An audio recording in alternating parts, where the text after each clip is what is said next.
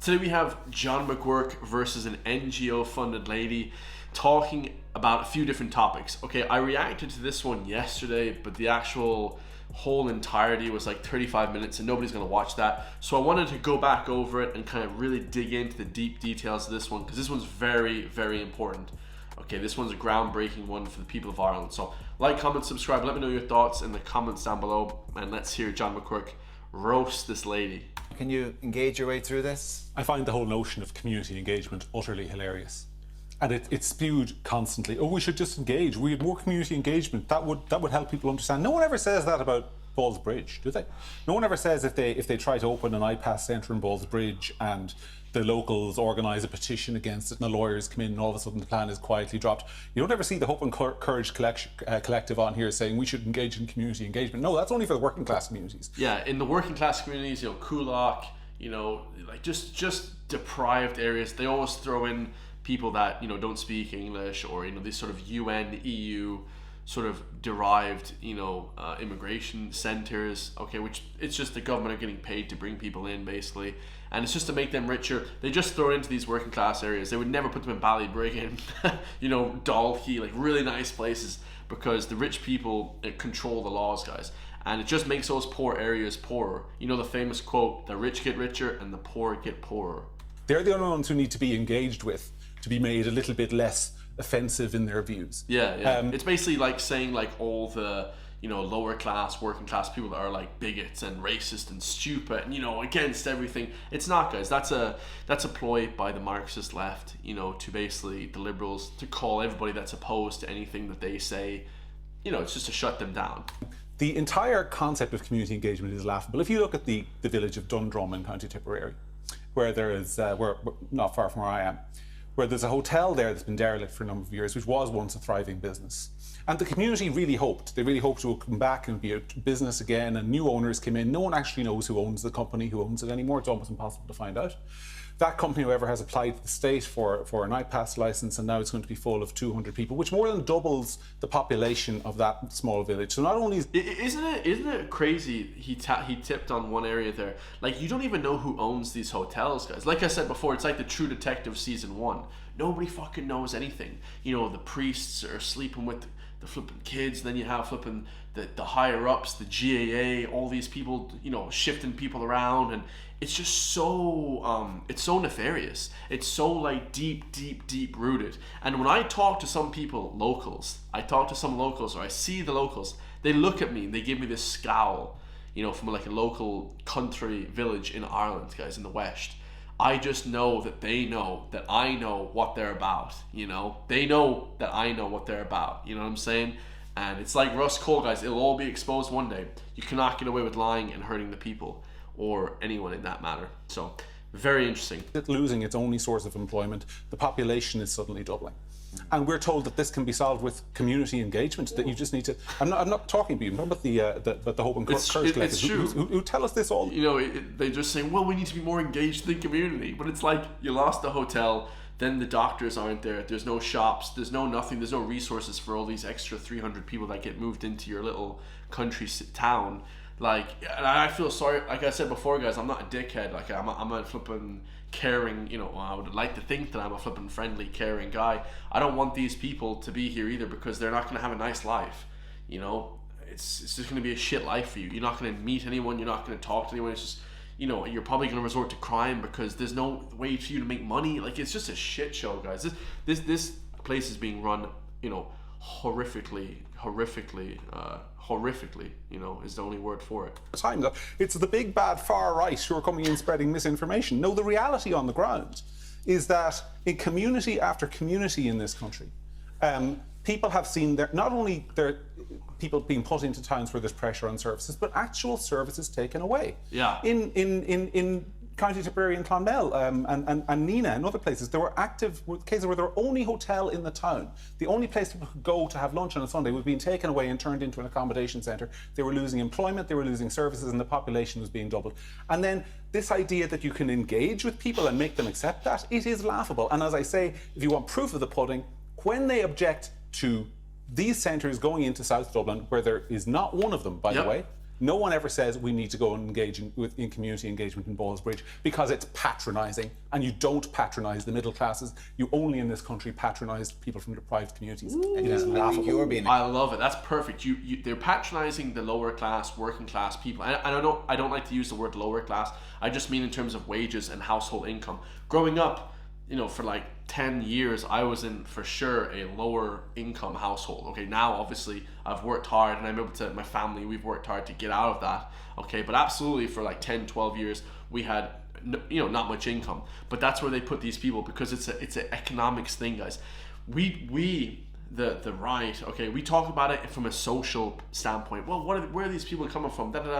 This, that, racism, then you get called a bunch of stuff, or whatever, prejudice, But in reality, it's an economics thing. They're just doing it for money, and they're putting people in an area that just makes it even worse, because they have no background, no formal education. They have nothing, guys. They don't even speak fucking English. Like, who's going to employ these people? And this is the whole globalist, Marxist, communist, deep state agenda, in my personal opinion.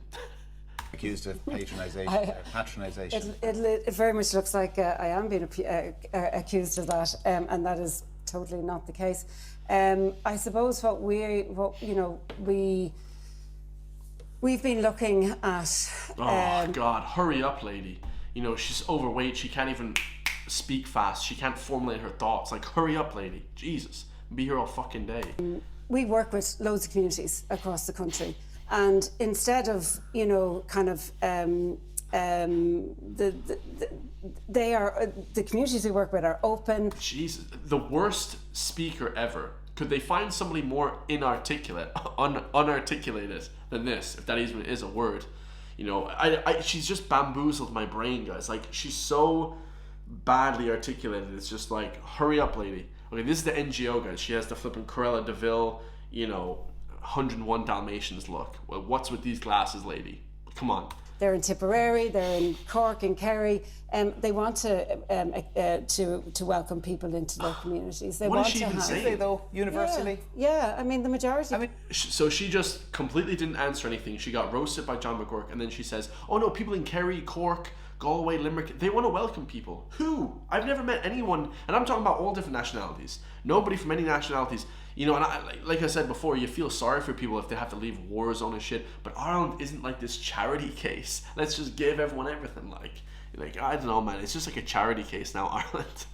Honestly. And do you think you could kind of engage if the government reached out to people of Dundrum or people of Roscrea before other racket off, that you could actually talk to them and explain this in a way that they would say, you know what, let's go ahead, let's do it. Using the right way. So yeah, it's a good question. Does she think that she could basically explain her way into letting these people understand? I mean, she's basically calling the people stupid. Oh, well, you're lower class, you're uneducated, you don't understand that bringing in people is good. It's so mind-boggling, and the people should be pissed off about that. I'm mind-boggled how they can even pretend to be so condescending to us. Because I'm just one of you guys. I'm just a regular Irish citizen. I'm the same as everyone else. I think we have to talk to people. I think the approach you've taken is that we're afraid of people, whether it's in Ballsbridge, whether it's in Coolock, wherever it is. We can talk to people, but for some reason there's been a secrecy for many years. Yeah, it is a secrecy because they do that, because if it was to be known to the general public, they would never allow this to happen. They would never allow IPAS or the EU human trafficking ring that they have. So look at this lady, Adele McGinley. Okay, that's a nice name, obviously Irish, maybe from Donegal, but she's the executive director. She's the CEO, basically. She's the director of Hope and Courage Collective. NGO. Ding, ding, ding, ding, ding. Alarm bells should go off from here to flipping Dublin. Okay, whenever you guys hear NGO or see any of these sort of collective groups or charity, like it's all NGO driven. Alarm bells should be going off instantly in your head, lads. With the Department of Justice and how they deliver their accommodation. And that's not helpful for anybody. It doesn't matter what community they go into. And actually, everybody should be able to step up and have people in their communities. But we do have an issue around, It's bullshit. None of the rich people in this world will ever... People that grew up rich, I talk to them, they're the most racist people ever. The people of the lower class, working class, middle class, lower middle class, they're the most they're the biggest community. I only have friends in working class and middle class. I don't have any rich friends. Like a couple, but they don't even live in Ireland. You know, I don't have any like super ultra rich friends because they don't even associate with other people of Irish descent that are middle class. You think they're going to associate with other people that don't even look like them, that aren't from here? No, guys, they're the racist ones. It's crazy, man. Deprivation in this country, inequality in this country. We should be able to do more. We should be able to do it all. We are a country that is awash with money. We can invest in ourselves. That's laughable. And John McGurk actually laughs here. Ireland is like a third world country with first world corporations like Google, Amazon, Apple. You know, we are not a first world country like that, guys. You know, our sectors, tertiary, primary, secondary sectors are just dying, okay? And so the only ones that are being risen are because of the big international corporations. We can invest in infrastructure, we can invest in green spaces for people, we need investment in community development, we need investment in youth services. And these are all part of the... Yeah, we need investment in those areas, definitely youth services, but not green, global, green, green change. We don't need that stuff. It's bullshit. The fabric of society that kind of will inoculate actually against the far right, that actually brings people on board and brings us all together. And if you hear somebody use the word like far right, right wing, this kind of stuff, you know, you just know immediately that their arguments are just completely bullshit, guys. You know what I mean? When you talk, it sounds to me like you care more about inoculating people against the far right than you care about those communities. And you say you've got representatives around. In one sentence, he just roasted this lady. You care more about inoculating people against the far right, the big bad far right. Well, there is no far right in this country. There is no right wing. There's not even a nationalist group. You know, there's people that are more conservative, more religious maybe, which is kind of good, you know, I would say. But, you know, Christianity, like Ireland is a Christian country, rather than flipping this sort of, you know, globalist agenda, absolutely. He just roasted her in one sentence. It was amazing. Country. Your organisation is taxpayer funded. You represent the government. You represent the government's agenda. You don't represent local communities. And I love that. I love that. We got to watch that again. Your organisation is government driven and funded by the government. You don't represent the people. Okay, you represent your own organisations and you care about you. Okay, I care about the people, guys. You want to talk about flipping liberal or Marxist or whatever? I care about the people. I don't give a shit about the corporations and the global economy and all this bullshit, guys. To a point, obviously, we need businesses and, you know, that's going to happen. But the average person like me and you guys, we care about each other. You know, these people don't care about you, man. These NGOs, it's bullshit. Those communities. And you say you've got representatives around the country. Your organisation is taxpayer funded. You represent the government. You represent the government's agenda. You don't represent local communities. And it always comes back to this: we need to inoculate people against the far right. What do you mean, against the reality that they're facing in their communities? Yeah. Against the reality of a town that's seeing its largest employer shuttered and its population doubled overnight while those services are taken away. There is enormous anger in this country. And once again, and not to mention the housing situation. Like, this just adds more burden onto the housing situation. A report came out, mainstream news, RT. It said that there's not enough houses being built to fund the people coming in. Like, there was like 400,000 Ukrainians brought in. And don't get me wrong, I have Ukrainian friends, great people. Everyone's a great guy, individuals. But it's like a macro scale, guys. You cannot just fund the whole world. Everybody understands this, guys. You know, you'd have to be a complete lunatic and like an unprofessional person to not understand that, guys. You know, I'm a professional. I'm the professional. You understand? And people don't get that. You know, people are like, no, they're really emotional. They say, no, everyone's fine. Everyone's fine on a micro scale. I'm friends with everybody. I'm friends with liberals and left wing. I'm from Galway, lads. It's the most fucking liberal place in the world, apart from California, okay? But people like, you know, understand that on a macro scale, you can't just have the place a free-for-all. You can't have it Marxist. You can't bring in everyone. It doesn't work like that. The world doesn't work like that, lads. That's basic economics. A panel, and I'm not having a go at you, Kieran, but you see this on media show after media show after media show. Yep. 73% of people in this country say in opinion polls immigration is too high, it has been too high for too long, and we can't cope with it. And yet every panel on every media show tends to be overloaded with the same kind of voices from the same state-funded, taxpayer-funded, left-wing organisations pretending to speak from the public for the public when you've got no mandate. Yep. I think John's living under a rock. I think last year, didn't we see that the main issues around the election... So again, John's living under a rock, but he quoted statistics there. 73% said in a poll that you know, and even if you don't say those statistics are correct, I would say they're much higher. Okay, everyone would agree, whether you're foreign or not, born here, you know, most people would agree that it's way too high. But she doesn't even have a rebuttal. She just says, "Oh, he's living under a rock." Like, what does that even mean? It's just bullshit, you know. Like, he's Patrick the Star from SpongeBob living under a rock. You know, it's just stupid, guys. It's just stupid rhetoric that these NGOs, they don't have any logical explanations. Whenever you talk to these people, it's just like, bing bong. There's just nothing going on, really. In relation to housing and the cost of living. Sorry, but John's quoting opinion polls as well. I mean, when you say living under a rock, he's right that over 70% of people say that it's too high. And what's more, actually, the two main government, and with all due respect to that, the two main government parties re-elected have kind of agreed with John. They wouldn't say this out loud, but I mean, they're parroting the same lines that he and his fellow travellers might have been suggesting a couple of years ago. The numbers are too high and we have to take measures to reduce them. That there's no... Shout out to Mr. Kieran Cuckoldry. I won't call him that anymore because I actually see he has a backbone here. And if Kieran, you see this, yeah, much love. You know, not much love, just a little bit of love, because, you know, he's saying that they wouldn't openly admit that the two government parties that are in power. But it is the truth, guys, and he's being honest. I just don't like when Kieran and these mainstream newspapers are being disingenuous and dishonest. I don't like that. That is not on, guys. That you're lying, and bad karma will be put upon those lying scumbags, okay? That's what happens, guys. You have to be honest with the people, you know? I like that from Kieran, so good job, bro, you know?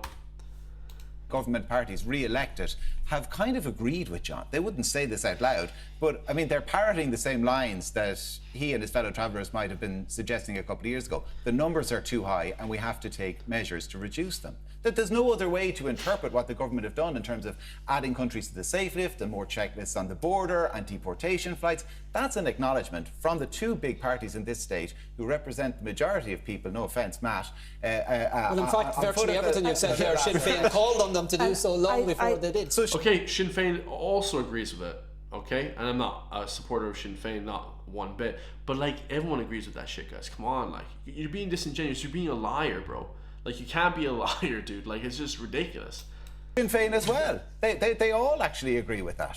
And I think... The numbers are unsustainable, too high. But I want to make a point on that. Hey, if you want to get across London... I mean, we're going to probably leave it there, guys. I mean, you heard everybody there. It's just ridiculous. I don't want to make this video too goddamn long. But, you know, it's just scandalous, lads. The way I see things, unless something happens, man, you know, there'll be no housing ever. You know, unfortunately, I saw a poll yesterday. It said that the average age of owning a house in the US is 38 years old. I mean, shit, that is old, guys. Like, I thought America was this land of opportunity. In Ireland, you may never own a house. You might own the house that your parents own if you're lucky, but probably not even that, guys. I love you all. Like, comment, subscribe. If you want to help me keep pushing back into mainstream media, hit the link underneath the video, the join button, and become a member today for just the price of a coffee, €5 a month. And I'll see you all in the next one, lads. Peace.